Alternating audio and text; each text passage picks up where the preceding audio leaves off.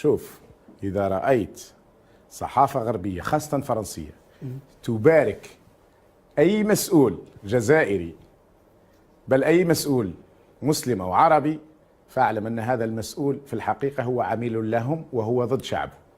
حينما تبارك الباريزيان وبعض الإعلام وبعض القنوات مطلع مامرة والأخضر الإبراهيمي، فأنت تأكد أن الشعب سيحكم من الجانب الآخر.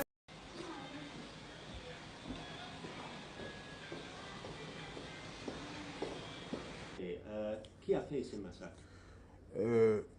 Je suis convaincu que la majorité, pour ne pas dire la quasi-totalité de ces massacres, sont le fait de services secrets algériens, la sécurité militaire, et cela pour tenir la société algérienne si vous voulez, en piège, et parce qu'ils ont besoin, le régime a besoin d'un minimum de violence pour pouvoir gérer la société algérienne.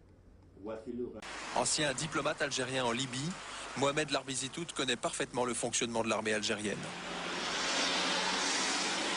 Dissident, réfugié à Londres, il prépare une thèse de doctorat sur l'histoire des GIA. À partir de 1995, ce n'est plus simplement des groupes infiltrés, mais des groupes complètement retournés. C'est-à-dire qu'on est devenu devant un phénomène de contre-guérilla, de contre-révolution. Le GIA devient un autre bras armé, mais théoriquement islamiste, en pratique, fait le travail et atteint les objectifs de la sécurité militaire, c'est-à-dire des régimes algériens. Jean-Baptiste, toi tu es plutôt partisan de la thèse qui dit que ce sont les services secrets algériens qui ont placé des bombes à Paris en 1995. En tout cas, la thèse est énorme, mais elle n'est pas complètement nouvelle, parce que déjà en 1995, certains services français s'étaient demandé si les services algériens n'étaient pas impliqués. Alors, bon, c'est troublant. En plus, nous on a trouvé quand même un diplomate algérien, un ancien diplomate algérien à Londres, qui témoigne à visage découvert et qui confirme les propos de l'Observer. Yves Bonnet dément, soit. Mais à en croire l'ancien numéro 2 de l'ambassade d'Algérie en Libye, aujourd'hui réfugié en Europe, acheter des journalistes ou des députés est une pratique courante des ambassades algériennes. Il y en a pas mal de journalistes, surtout. Aussi parfois des hommes politiques, des députés, pour faire le lobbying. On les paye, on les achète. Vous savez qu'on a toujours des gens qui ont des prix, hein. Suivez son regard, les affirmations de l'Observer seraient téléguidées par un pays qui cherche à dresser l'Europe contre l'Algérie. Notre diplomate dissident, lui, confirme les révélations de l'Observer.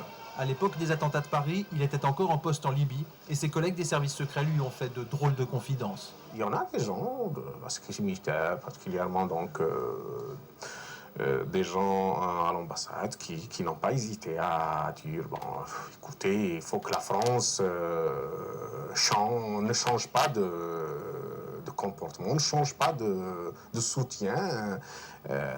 Il faut les faire, vous allez dire, les conduire dans un sens donné. Je crois que les bombes, c'était surtout